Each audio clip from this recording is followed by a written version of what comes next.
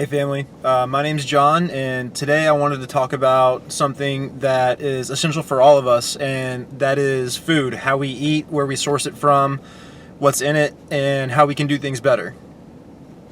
You know, we're in the middle of a pandemic, and this has shown us just how dependent we are on supply chains. When if those supply chains go down, we're going to be in a lot of trouble. Not just that, but we should really investigate the quality of the food that we have. For all the produce that we have on the shelves, we need to understand the pesticides that go into it, the way that it's handled on its way to us, and what we don't know can really cause a detriment to us. When it comes to finance, a lot of us don't really look at how much we allocate towards food when there's a lot better ways that we can provide for ourselves and each other. I've noticed through this pandemic that there's been a lot of people that have been eating a lot more fast food, which is A, really unhealthy, but B, may shine a light on a bigger issue, which is a lot of us don't really know how to cook and haven't really invested in those skills. Also, when it comes to meats, we don't really know when we buy stuff that is non-organic how much growth hormones and antibiotics get fed to the animals that we end up eating. And another big problem is a lot of people that have attempted to provide for their communities by setting up community gardens when nobody is looking in the middle of the night can get ransacked by people that are looking to provide for themselves in the short term by ruining something that can provide for everybody in the long term.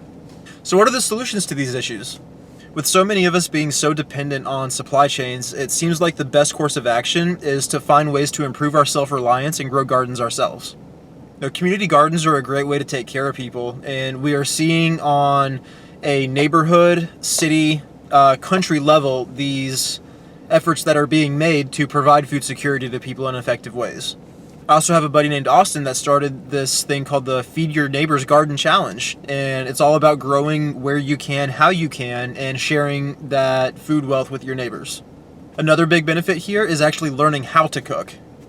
And I know this is kind of a daunting thing that a lot of people don't really know where to start, so what can we do individually to help remedy these things?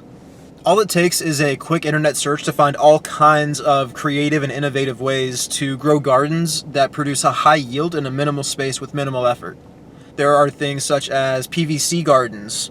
There are above ground raised planters that people can use. Apartment complexes can allocate space. If you're in a space where you can grow your own garden, if you have a backyard or front yard and you want to feed your neighbors, you can start growing. And one thing that a lot of people don't know is seedlings are really, really cheap. So if you know people that want to grow but don't have the financial resources to go get them, you can grow seedlings for your neighbors and give them a plant that has already started to produce. If you're unsatisfied with the quality of the stuff that you're able to get at the grocery store, you can always research the nutritional value of different veggies, different fruits, and find ways to fill in your own gaps. So gardening isn't hard, but it takes patience, and it does take a little bit of startup effort. But once you take care of something, it can take care of you. And the more of us that do this for each other, the better taken care of we're all going to be. So I just wanted to make this quick video outlining the problem, the solutions, and how we can each apply them. And I hope that this has been of some benefit. I'm going to be making more videos, sharing ways that I feel like we can help not just ourselves, but each other. So please like, share, subscribe, and we'll talk more. Until next time, much love.